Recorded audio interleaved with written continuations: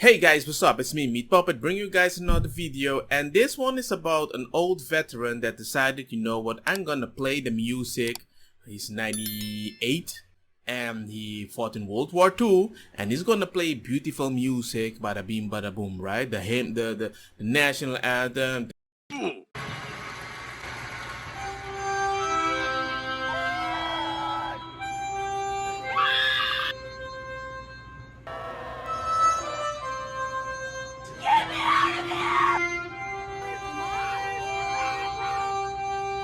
All you are just a bunch of...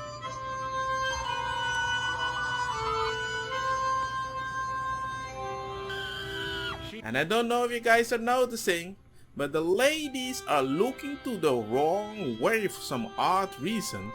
Several women on US soccer team turned away from US flag as 98-year-old veteran plays national anthem on harmonica.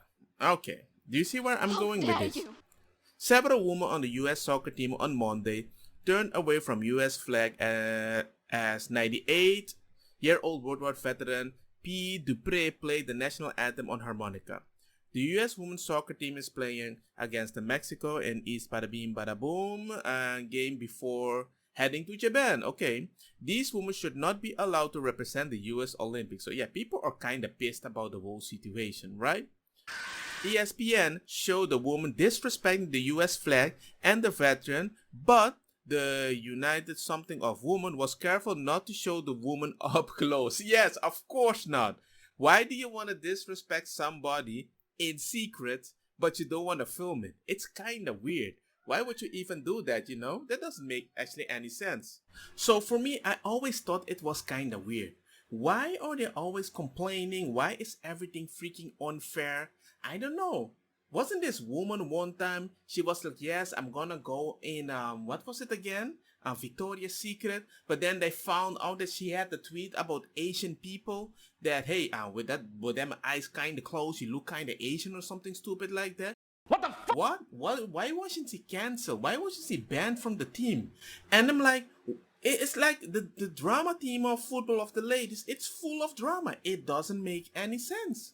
And then I came to the other conclusion, and it was like, hey, lady, didn't a football team of kids around 15-year-olds male beat the best of the ladies? So do you realize there's like a discrepancy of excitement, of energy that people want to do and do whatever and win the battle, and maybe the way you play is not that exciting?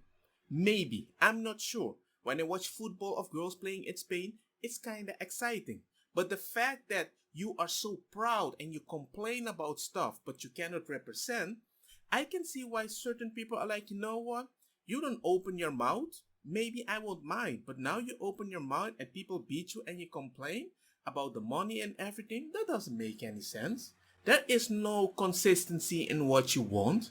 When you vouch for stuff and then we found out that you're at the races, there's something weird. So I thought, you know what, let me see if I can find a fair video that explains the whole situation. Because when we check the salary about the ladies, there seems to be something interesting. They negotiated something different compared to the men. I was like, oh. Just like the wage gap that happens at work. Men usually ask for a higher salary because women are more agreeable. Maybe. Is it true? I don't know. Now, court documents reveal that the majority of men on the men's national team plays for another professional league, from MLS to the Premier League, and that these leagues take care of the men's employee benefits. These are things like health insurance, paid vacation, dental insurance, whatever. So the United States Soccer Federation doesn't have to cover any of these benefits for the men's team. Why? Because the men get those benefits from their professional clubs. That their pay structure is very different. And this has always been something that's hard to explain, because when we came in as players on the women's side, this goes back to my days of playing, we wanted a more guaranteed type of contract. We wanted the security of injury protection because we didn't have big, large contracts with our professional clubs like the men do and did. And so we needed that security. And so we had injury protection, maternity protection, severance pay. And so there were a lot of other assurances we had in there. And it's a very different setup for the women. The judge obviously talked a lot about this in his judgment and in his opinion, his 32-page opinion about that. So I think it was the fact that the women over the last 5 years made more money than the men, and two, that the pay structure was very different. Now, whenever you're talking about collective bargaining agreements and employee contracts, there are two big pots of money, right? There's the employee benefits piece of it. Those things cost money. It costs money for your health insurance. It costs money for dental insurance. Makes sense. Right? All of these things cost money. And then you have salaries, right? How much you're getting paid in cash. But these two items have a cost to them. So for the women's national team, they get all of their employee benefits from U.S. Soccer, and they get salary. While the men's national team, they don't really need the employee benefits because they already get them. Why do they need health insurance again, since it's already covered by their clubs? So instead of the employee benefits, they take cash. Let's start with the men's deal. The men get paid on a pay-to-play schedule. So first thing we have to understand, if the men don't play, they don't get paid. And this is a structure on how they get paid. Now, for non-World Cup games, they can make up to $17,000 for a win, $8,000 for a tie, and about $5,000 for every loss. And if they make it to the World Cup, those numbers ramp up. $68,000 if you make it to the World Cup roster. If the team qualifies, you also get $108,000. If the team makes it to the semifinals, each player gets about $240,000. And if the men's team wins it all, they get about $400,000 per person. Now, the men's team didn't qualify for the World Cup, so they only actually received this. They didn't receive any bonuses associated with the World Cup. They didn't qualify. And for employee benefits, again, the men's team doesn't get employee benefits because they're provided by their own clubs. So now that we've seen what happens with the men's team, now it's time to look at the women's team agreement. How does their CBA work? Oh, shit. Here we go again. Now, the first things first, the court did mention that the women's national team was offered the men's deal, the same pay structure as the men, but they rejected it. And they rejected it for this. They wanted employee benefits and less salary. So let's start with their bonus structure and how it compares to the men. So here's the men's bonus structure as we looked over before, and here is the women's bonus structure. Obviously, the women are getting less for friendlies and less bonuses for the World Cup. But most of the media has only been reporting that if the women win the World Cup, they make $110,000 per person.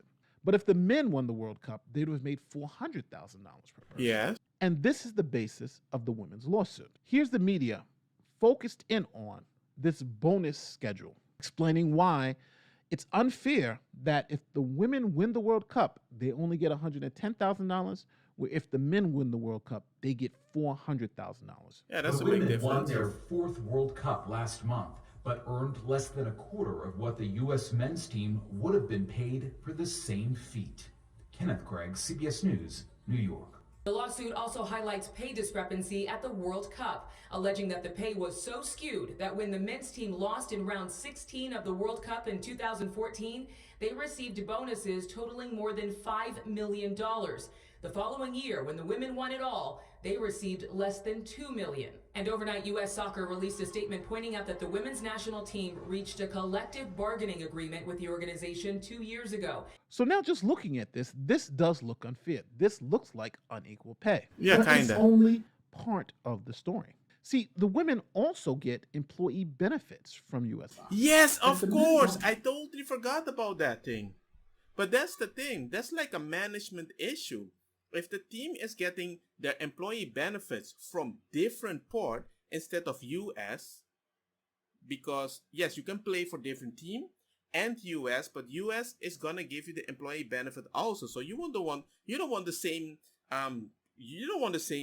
benefits just like that. Like for if I got sick, hey, I got 2 insurance. Hey, they're gonna pay it anyway. They're not gonna pay you extra. No. So of course, so this benefit, it's not the U.S. team that has to normally pay their fault. There should be like more teams that represent women, and the fact that that doesn't exist, that is not the U.S. system at fault. You can go on freaking vacation whenever you want, so all the money that you receive, You can go on vacation, maternity leave and everything. So maybe you earn less money, yeah, but you're still safe for whatever happens, right? If you get gangster cancer, you get gangster benefits for whatever. You never have to pay from your own paycheck. So I think you got an advantage, right? Don't get. What are the employee benefits that the women's national team gets that the men's national team does not? First, they get 20 players at a base salary of $100,000. Then they also get 11 more players with the base salary of $62,000 to $67,000 who play in the National Women's Soccer League. They also get a one-time signing bonus of $230,000. They also get ticket revenue sharing of $150 per ticket at the events. They get $5,000 bonuses for first place in the She Believes tournament or at the Four Nations tournament. They also get severance benefits, injury protection, health benefits, dental benefits, vision insurance, pregnancy pay, guaranteed rest time, childcare assistance, partnership bonuses tied to increased viewership. They get annual payments for use of their player likenesses, and U.S. Soccer makes a good faith effort to have a minimum number of games. And the women's team are offered $250,000 to $350,000 for a post-World Cup tour. Remember, none of this is offered to the men. So this chart looks a little deceptive. So instead of this chart, let me lay it out so you can actually see what the women get versus what the men get. And this is it. So in 2017, when women approved this deal, these were the headlines. U.S. Women's National Team CBA, a victory for all American women's soccer players, not just the best ones. Women's soccer scores higher pay, better conditions, and new labor agreement. An important step, U.S. women's soccer team reaches new labor deal. ESPN reports that Megan Rapinoe said at the time, They make so much more money. I am incredibly proud of this team and the commitment we have shown through this entire process. While I think there's still much progress to be made for us and for women more broadly, There's always another progress that has to be made. You can give certain people whatever they want, but there's still progress, and the progress is I wish you could just give them it a little easier. Why should it be easier? We need to confirm that you deserve it. That's it. I think the Women's National Team Players Association should be very proud of this deal and feel empowered moving forward. So it was shocking that 2 years later, after agreeing to this deal, the women's U.S. soccer team sued for gender discrimination. Why would you sue for this? U.S. Women's National Team sues soccer's governing body for gender discrimination on International Women's Day. So the women's national team agreed to this deal, rejected the men's deal, and then sued for the men's deal. That doesn't make any sense. If you could have the same deal and you reject it and then you sue that you didn't have that deal because you didn't win, that's your freaking fault. The men don't have any insurance about this stuff. But the bonus schedules were different. And because these bonus schedules favored the men's national team, for instance, if they win the World Cup, they would have made more if they were under the men's deal. They were being discriminated against as women, and this discrimination was illegal. Now, you would think the women would have been asking simply for the men's deal, like this. Essentially, the same pay-to-play structure as the men's deal, right? You get all the money without any of the benefits. But you would be wrong. The women weren't asking for the men's deal. They were asking for this. They were asking for the same money as the men, but with the also benefits. keeping the same benefits Yes, that they already have. Nah, and they went to court and sued.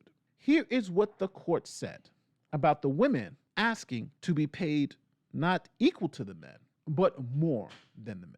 This approach merely comparing what each team would have made under the other team's CBA. It is untenable in this case because it ignores the reality that the men's national team and the women's national team bargained for different agreements which reflect different preferences, and that the women's national team explicitly rejected the terms they now seek to retroactively impose on themselves. The first time the women's national team requested bonuses equivalent to those received by the men's national team was in January 2016. The United States Soccer Federation rejected that proposal, however, because the women's national team was not asking for a pay-to-play agreement similar to the men's national team. Instead, it was asking for all the upsides of the men's national team CBA, namely higher bonuses, without any of the drawbacks. Yeah, that is always something that happens with certain ladies. It's like, yeah, we don't want the we don't want that idea that I have to play and that's the only way I will get money. We're all friends together. We're gonna win more money together. Okay, you can do that, but maybe there isn't enough money to pay you that much. So usually men likes the structure that, hey man, if I'm better than you, then I'm gonna get paid. I don't freaking care about that. But it's just so weird. And the fact that people always fight about this, and then you have them now, a veteran playing a song, and you have to disrespect him. The fact that you have the liberty that you can choose such a deal, right? And you cannot take advantage of it because you're so stuck up in your head, it just surprises me. It always surprises me that whenever I do my research, especially with certain women that consider them super left-wing, I'm surprised that there's always some little details that they keep leaving out. When they were complaining about money, I was like, oh, okay, well, they're paying you less for a specific reason. But while talking, even making this video a few seconds ago, I was like, of course, they were getting freaking gangster benefits. Why are you not talking about the benefits that you have that men don't have? And the fact that you go and sue, instead saying, I want what men have, no, you said, no, I want the money that men have, but also the benefit. Nah, man. Nah, man. It's like money is growing from the tree or something like that. You have a very unique mentality. Anyway, I think this guy's video is amazing. If you want to see more stuff of him, he's called Nate the Lawyer. So, of course, he's going to give you great detail, great content. So you can just have to check it out, you know. But other than that, let me know what you guys think. Let me know what you think about disrespecting veteran. And let me know what you think about this lady soccer team. I have no idea what the heck is going on. But hey, I don't think you deserve that much money and that much benefit. Because guess what? I don't even watch you. Don't get me wrong, makosa kita bong. Puta fire na mi blonde kush hash purple skunk criollo colombici jam jam turloqueta verdeta welcome.